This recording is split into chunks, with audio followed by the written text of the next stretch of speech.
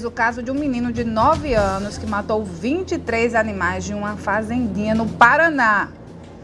A Polícia Civil afirmou que, por ser menor de idade, não há implicações criminais, mas que o boletim de ocorrência foi encaminhado ao Conselho Tutelar.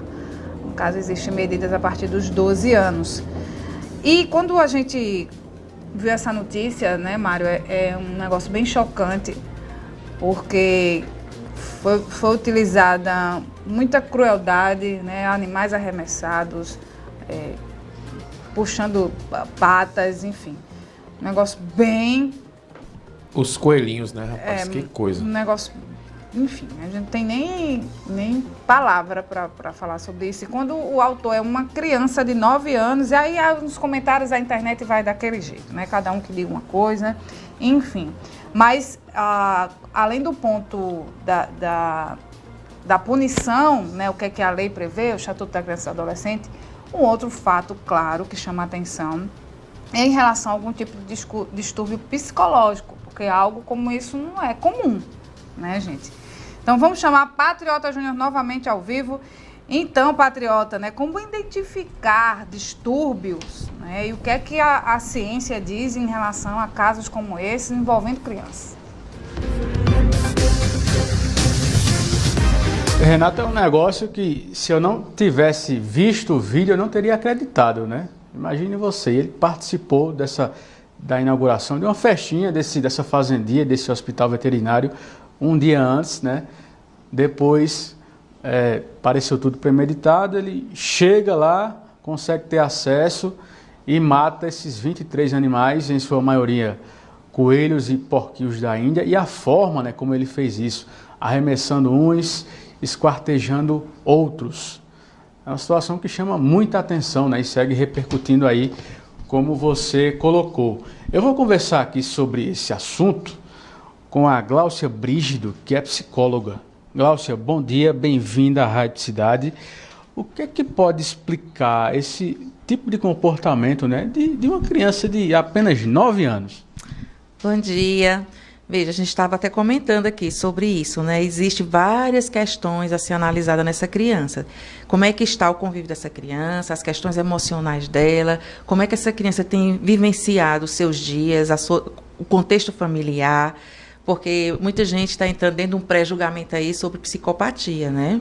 Então, são traços que realmente remete a uma psicopatia, porém, essa criança não pode ser diagnosticada com psicopatia, porque ela só tem apenas 9 anos. Então, a gente tem que ter esse cuidado por se tratar de uma criança e saber que esse comportamento foi um comportamento disruptivo, onde ela foi atrás de animais indefesos, né? Que ele, como você falou aí no início, foi tudo premeditado.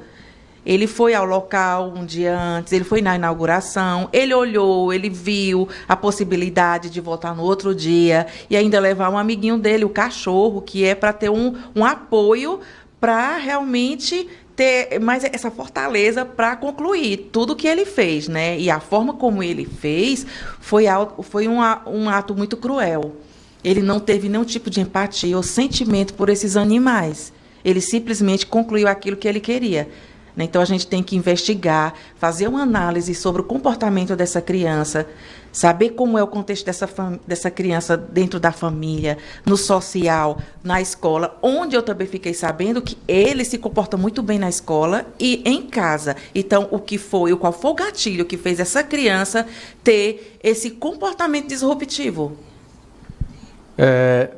Também é recomendado preservar a criança dessa exposição midiática, né, de caça às bruxas. A gente vê vários comentários absurdos na internet. Tem que ter essa empatia também, né?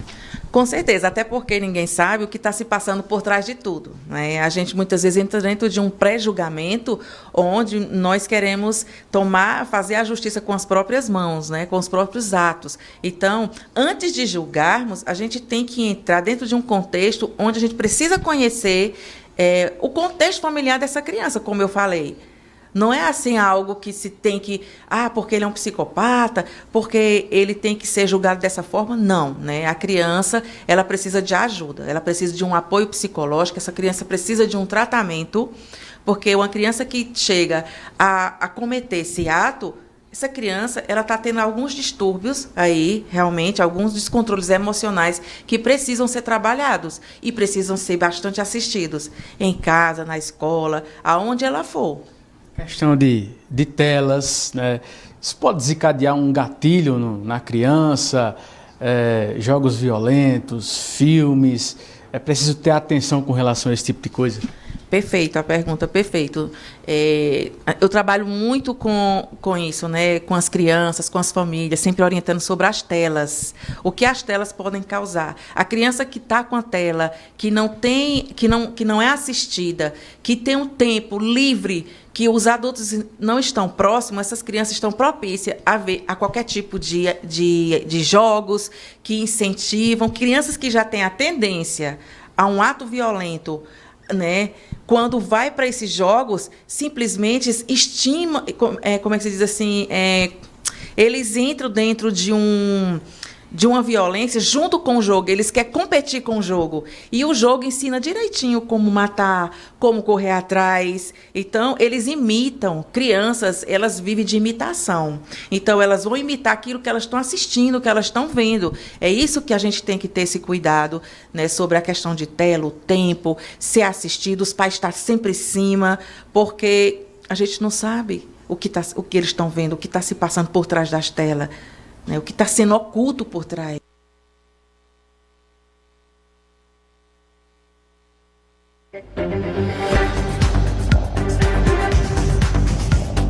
Dá uma ligada aí do teu WhatsApp para Patriota, para a gente terminar essa conversa, né? Super interessante, porque é um caso que chamou a atenção do país inteiro, né? Uma crueldade e que essa criança fez com esses animais.